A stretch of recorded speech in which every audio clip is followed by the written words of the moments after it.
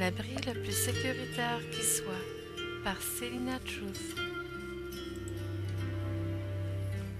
Deuxième partie, deuxième moitié. Matthieu 13, versets 47 à 48.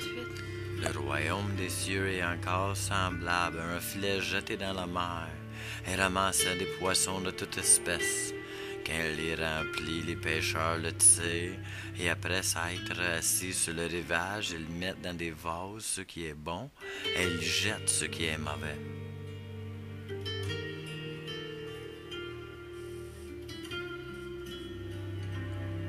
Matthieu 13, versets 49 et 50.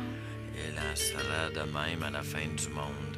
Les anges viendront séparer les méchants d'avec les justes, et ils les jetteront dans la fournaise ardente, où il y aura des pleurs, des grincements dedans. Ce sont les méchants qui seront jetés dans la fournaise ardente, après avoir été séparés des justes. Les justes resteront, mais les pécheurs seront enlevés et détruits. Matthieu 13, verset 30. Laissez croître ensemble l'un et l'autre jusqu'à la moisson. Et à l'époque de la moisson, je dirai aux moissonneurs, arrachez d'abord les vrais et liez en gerbes pour la brûler, mais amassez le blé dans mon grenier.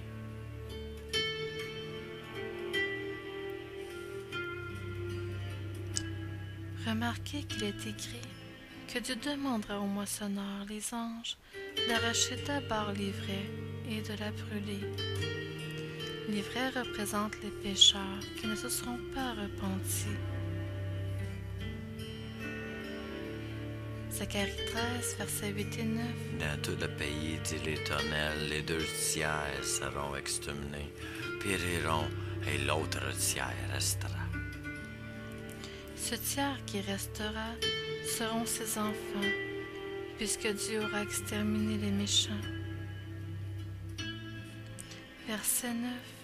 Je mettrai ce tiers dans le feu, et je purifierai comme qu'on purifie l'argent. J'éprouverai comme on éprouve l'or. Il invoquera mon nom, et je l'exaucerai. Je dirai, c'est mon peuple. Et il dira, l'Éternel est mon Dieu. Il est clair que le tiers qui restera sera son peuple. Celui-ci aura été éprouvé. On ne sera donc pas épargné des tribulations. Ces tribulations feront de nous de meilleurs enfants, plus précieux encore que nous l'étions auparavant.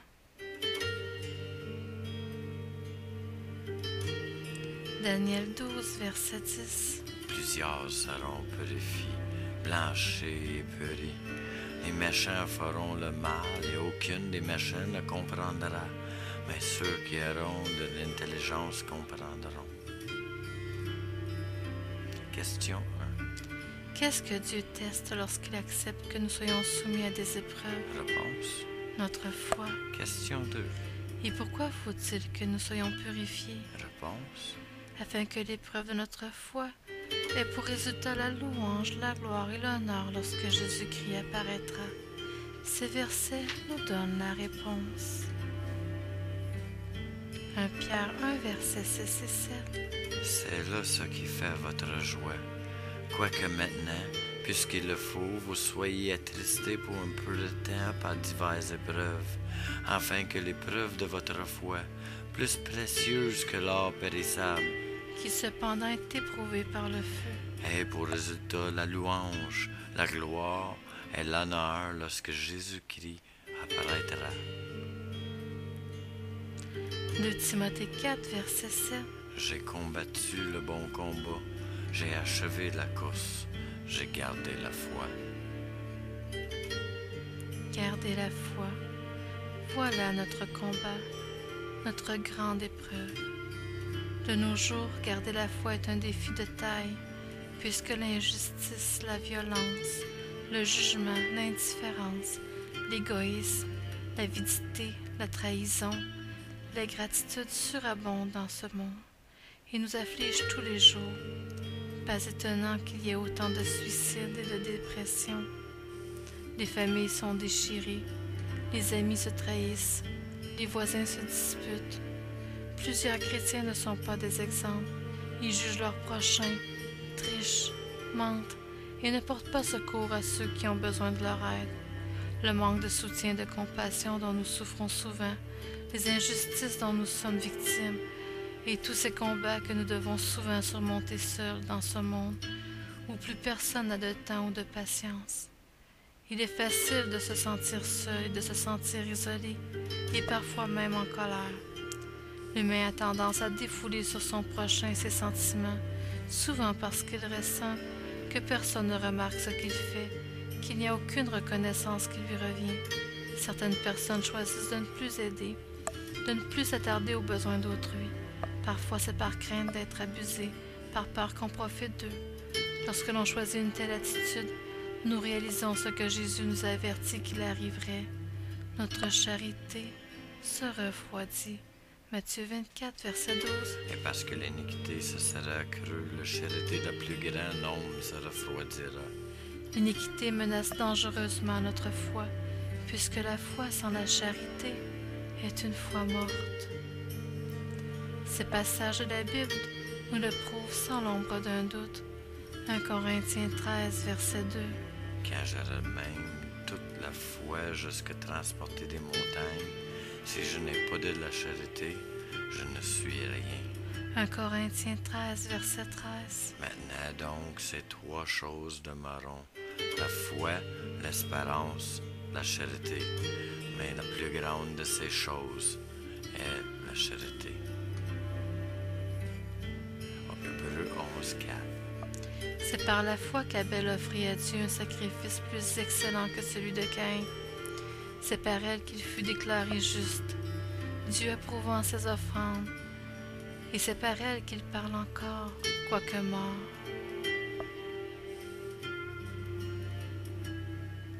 Hébreux 11, verset 5. C'est par la foi qu'Enoch fut enlevé pour qu'elle vit point la mort, à qu'elle ne parut plus, parce que Dieu avait enlevé, car avant son enlèvement, il avait reçu le témoignage qu'elle était agréable à Dieu.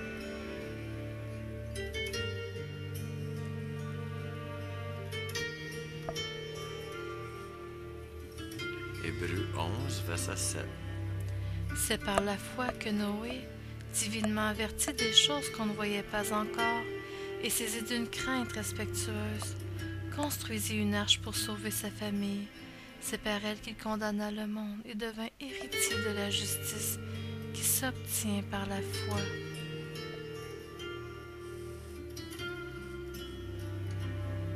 Hébreux 11, verset 17. C'est par la foi qu'Abraham offrit Isaac lorsqu'il fut mis à l'épreuve et qu'il offrit son fils unique, lui qui avait reçu les promesses. Hébreux 11, verset 23. C'est par la foi que Moïse, à sa naissance, fut caché pendant 3 mois par ses parents, parce qu'ils virent que l'enfant était beau et qu'ils ne craignirent pas l'ordre du roi.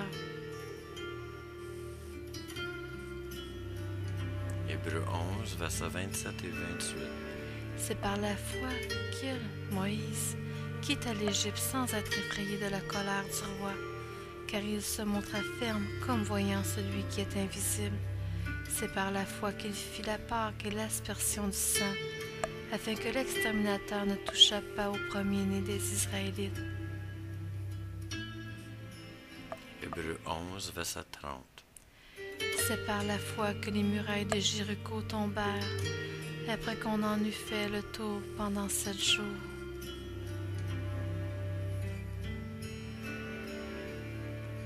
N'oublions pas qu'avec la foi vient aussi les œuvres. Jacques 2, verset 22. Vous voyez que la foi agisse avec ses œuvres, et que par les œuvres, la foi fut rendue parfaite.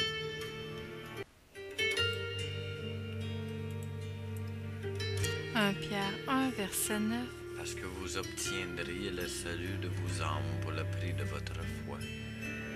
Apocalypse 14, verset 12. C'est ici la persévérance des saints qui gardent les commandements de Dieu et la foi de Jésus. Apocalypse 2, verset 10. Ne crains pas ce que tu vas souffrir.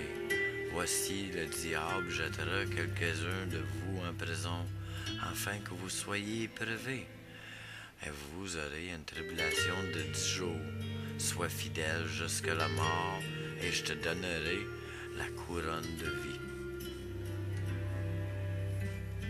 Apocalypse 20, verset 4. Et je vis des trônes, et à ceux qui s'y assirent fut donné le pouvoir de juger. Et je vis les âmes de ceux qui avaient été décapités à cause du témoignage de Jésus et à cause de la parole de Dieu, et de ceux qui n'avaient pas adoré la bête, ni son image, et qui n'avaient pas reçu la marque sur leur front et sur leurs mains. Ils revinrent à la vie, et ils régnèrent avec Christ pendant 1000 ans. Apocalypse 3, verset 11. Je viens bientôt. Retiens ce que tu as, afin que personne ne prenne ta couronne. Jacques 1, verset 12. Heureux l'homme qui supporte patiemment la tentation, car après avoir été éprouvé, il recevra la couronne de vie que le Seigneur a promis à ceux qui l'aiment. 1 Pierre 5, verset 4. Et lorsque le souverain pasteur paraîtra, vous obtiendrez la couronne incorruptible de la gloire. 2 Timothée 4, verset 8. Désormais la couronne de justice m'est réservée. Le Seigneur, le juste juge, me la donnera dans ce jour-là, et non seulement à moi, mais encore à tous ceux qui auront aimé son avènement. Daniel 12, versets 11 et 12. Depuis le temps où cessera le sacrifice perpétuel, et où sera dressée l'abomination du dévastateur, il y aura 1290 jours.